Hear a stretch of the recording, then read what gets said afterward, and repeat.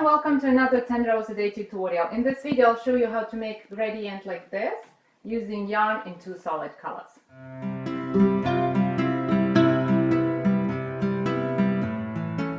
Gradient is made of three sections: the solid color A, the color A and color B used together, and the solid color B. Let's make a small swatch to see how it all works.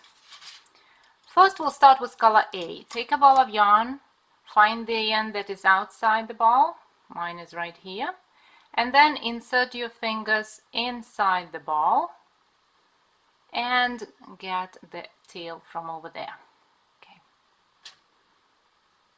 Now align both tails, and throughout the whole project we will be using two strands of yarn held together, just like this. Let's cast on 10 stitches. Using any type of cast on you know. I'll be using a long tail, but it really doesn't matter at all. Okay, here we go, 10 stitches, and now let's work 4 rows in stockinette stitch. This is just a sample. Of course your project would have different number of rows and different number of stitches, but just for the sake of demonstrating the way to make this effect, let's make a tiny little swatch, and for the first section we'll knit and purl 4 rows. So it's stockinette stitch, knit all stitches in one row and purl all stitches in the next row. Okay, here are my 4 rows, and now we can change the color. See, we used 2 strands. At this point, when we decide to change the color, again it's up to you, absolutely, you cut one of the strands. So leave the other one attached to the work, but the second strand, leave a tail about 10 centimeters 4 inches long, just for weaving it in later on, and cut it. It doesn't really matter whether it's a strand from inside the ball or outside the ball, no difference whatsoever. And now we can attach to this tail, we can attach one strand of the second color, the color B. Let me find that strand. Okay, it's right here. Attaching is simple. You just make a knot. That's it. That's how difficult it goes. So take that tail, the one that is left, and then take the new yarn and make a simple square knot or just a regular knot. Totally up to you. As long as the yarn sticks together, it's good. The only thing that I want you to pay attention to is that the knot has to be as close to the stitch as possible, just about here. Okay, this way it will stay safely put where it belongs at the very beginning of the row. Now we use 2 strands of yarn again, but this time it's 1 strand of color A and 1 strand of color B, and let's make another 4 rows in these 2 colors used together. So stockinette stitch, knit all right side rows and purl all wrong side rows, but this time we are using 2 colors together. Sometimes if you knit colors as they are, you might end up with patches of a solid color on one side or the other, so you might have more of the orange or more of the rusty color. To avoid that, because we want the colors to look messy and well distributed, to avoid that, twist these yarns between your fingers, just like this, every 3 to 4 stitches or so. So basically, the better twisted the yarns are, the more distributed the colors. So you can twist them one way or the other, doesn't matter, you can alternate. Whatever feels good is okay. As long as yarns are well twisted, you would get a better distributed color work. Same thing in purl rows. Twist the yarns and then purl the stitches. This tip is totally optional. If you feel it's a lot of hassle, don't worry, don't even bother.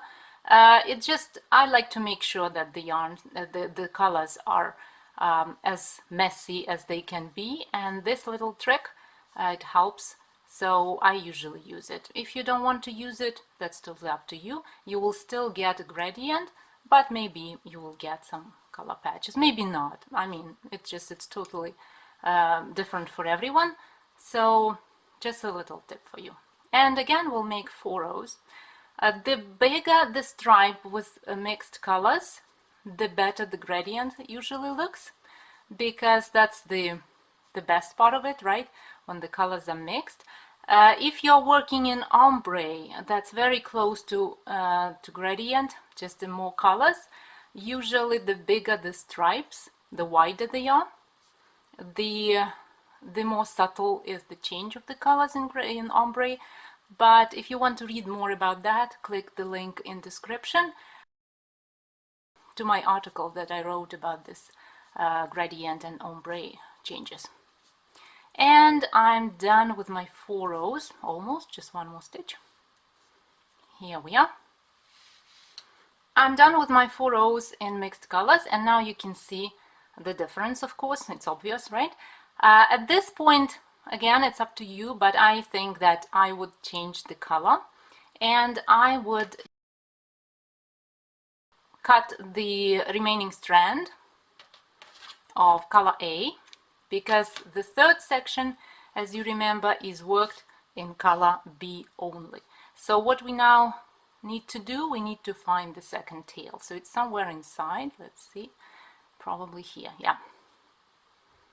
So we find the second tail in a ball of color B yarn and attach it same way as we did just a moment ago when we changed the color. We attach this tail to the tail that we have left from color A. And for the next 4 rows, we work with 2 strands of color B. Let's do it. When you're working with solid color, you don't need to twist the yarns because it's a solid color, right? So just keep the yarn as it is. Make sure you use 2 strands together every time when you wrap the needle with the yarn, and every time that you insert the needle into the stitch, you don't split the yarn, you don't go between strands, you go around them. And here's my 4th row, all done. Let's see what we have. We have 3 sections. One is in color A, we use 2 strands of color A. The other one is in 1 strand of color A, 1 strand of color B, and the third one is in with 2 strands of color B. And you can tell how the colors kind of mix together and kind of flow one into the other. Like I said, if you make this section wider, then the change of color would be more kind of subtle and interesting. But just for the sake of this video, I made it small just to show you how technical it is done. You don't have to stick to the stockinette stitch, not at all. Actually, this little technique works great on so many different stitches. I have swatches of the same thing with same colors done in garter stitch. See, very nice and interesting. And even better, it's the seed stitch. That's my favorite because all colors are messy, and you already know that I like when the colors are messy in this technique. So like I said, if you want to read more about gradient and ombre, click the link in the description and have fun experimenting with colors. And that's how easy it is. Thank you for watching this video and stay tuned.